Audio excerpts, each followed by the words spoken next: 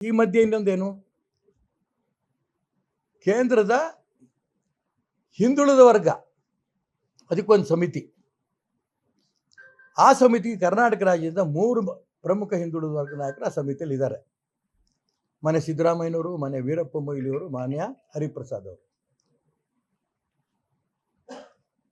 ನೀವು ಹಿಂದುಳಿದವರಿಗೆ ಏನು ಕಡಿದು ಗುಡ್ಡೆ ಹಾಕಿದಿರಿ?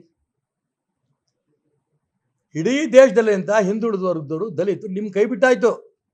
ನಿಮ್ಮ ಕೈಯಲ್ಲಿ ಹಂಗೂ ಹಿಂಗೂ ನಿಮ್ಮ ಬೀಗರಿದ್ದಾರೆ ಮುಸಲ್ಮಾನರು, ಅವ್ರು ಬಿಟ್ಟರೆ ಇನ್ಯಾರು ನಿಮ್ಮ ಜೊತೆಗೆ ಇಲ್ಲ. ಈಗ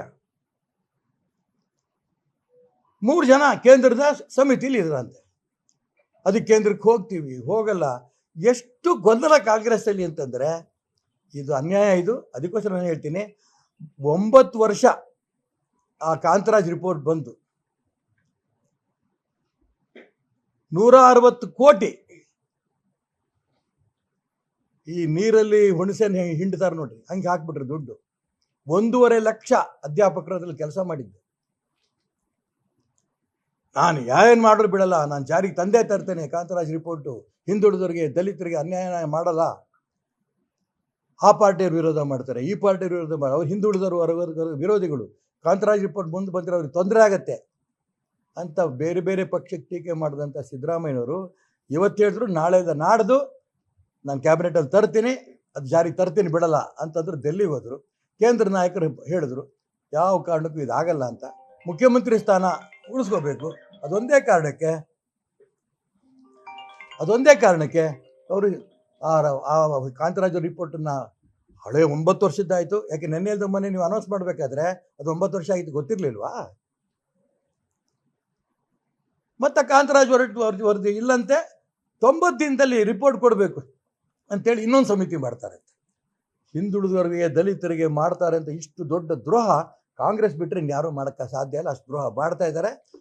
ನಿಜಕ್ಕೂ ಸಿದ್ದರಾಮಯ್ಯನವ್ರಿಗೆ ತಾಕತ್ತಿದ್ರೆ ನಾನೊಂದು ಸವಾಲು ಹಾಕ್ತೀನಿ, ಕಾಂತರಾಜ್ ರಿಪೋರ್ಟನ್ನು ನೀವು ಜಾರಿ ತರಲಿಲ್ಲ ಅಂದರೆ ಮುಖ್ಯಮಂತ್ರಿ ಸ್ಥಾನಕ್ಕೆ ರಾಜೀನಾಮೆ ಬಿಸಾಕ್ತೀನಿ. ಹಿಂದೆ ದೇವರಾಜ ಅರಸ್ ಮಾಡಲಿಲ್ವಾ?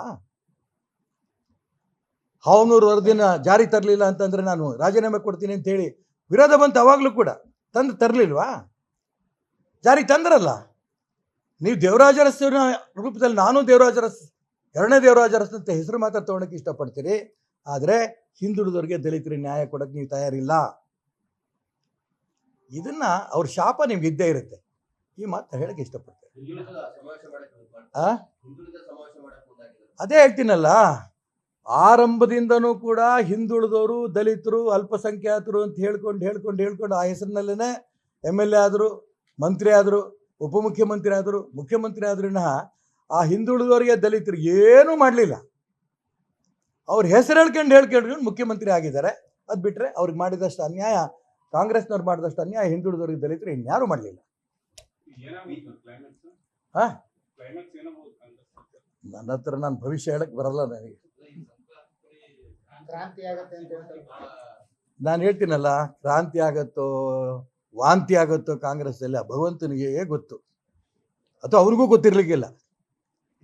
ಕಾಂಗ್ರೆಸ್ನಲ್ಲಿ ನಡೀತಾರೆ ಅಂತ ಈ ಒಂದು ವಿಚಿತ್ರವಾದ ಪರಿಸ್ಥಿತಿ ಭಗವಂತನಿಗೂ ಗೊತ್ತಿರಲಿಕ್ಕಿಲ್ಲ. ಹಾಗಾಗಿ ಏನು ಮಾಡ್ತಿರೋ ಬಿಡ್ತಿರಪ್ಪ, ಹಿಂದುಳಿದವ್ರಿಗೆ, ದಲಿತರಿಗೆ ಅನ್ಯಾಯ ಮಾಡಬೇಡಿ. ಇದು ನನ್ನ ಕಾಂಗ್ರೆಸ್ನವರಿಗೆ ಇರುವಂತ ಅಣ್ಣ. ಹಾಂ, ರಾಜ್ಯಾಧ್ಯಕ್ಷರ ಆಯ್ಕೆ ಬಗ್ಗೆ ಆಗಬೇಕಿತ್ತು. ಯಾಕೆ ಇಲ್ಲಿ ತನಕ ಆಗಿಲ್ಲ ಗೊತ್ತಿಲ್ಲ. ಯಾಕೆಂದರೆ ಇನ್ನು ತಿಕ್ಕಾಟ ಅಂತಂತಂದ್ರೆ ಯಾವಾಗ ತಿಕ್ಕಾಟ ಬರೋದು, ಘೋಷಣೆ ಮಾಡಿದ್ಮೇಲೆ ಸರಿ ತಪ್ಪು ಅಂತ ಶುರು ಆಗುತ್ತೆ, ಅವತ್ತು ಅದಕ್ಕೆ ಕಿತ್ತಾಟ. ಇವನಪ್ಪ ಅಧ್ಯಕ್ಷರ ಬಗ್ಗೆ ನಾನು ಹೇಳ್ತಾ ಇರೋದು, ಬಂಡಾಯದ ಬಗ್ಗೆ ನಾನು ಮಾತಾಡ್ತಿಲ್ಲ. ಅಧ್ಯಕ್ಷರ ಬಗ್ಗೆ ಅವ್ರು ಇವತ್ತು ನಾಳೆ ಅಂತ ಅಂತಿದ್ದಾರೆ. ರಾಷ್ಟ್ರೀಯ ಅಧ್ಯಕ್ಷರದನ್ನ ಯಾವುದೋ ಹತ್ತಿರದಲ್ಲಿ ಘೋಷಣೆ ಮಾಡ್ತಾರಂತೆ. ಅದ್ರ ಮುಂಚೆನೋ ಅದ್ರ ಆದಮೇಲೋ ಗೊತ್ತಿಲ್ಲ ನನಗೆ. ಅವ್ರು ಅಂತೂ ಆಗತ್ತೆ, ಇದ್ರಾಗೆ ನನ್ನ ಮನೆ ಇಲ್ಲ. ಆದರೆ ಅಲ್ಲೂ ಗೊಂದಲ ಇದೆ, ನಾನು ಗೊಂದಲ ಇಲ್ಲ ಅಂತ ಹೇಳ್ತಿಲ್ಲ, ಗೊತ್ತಿಲ್ಲ.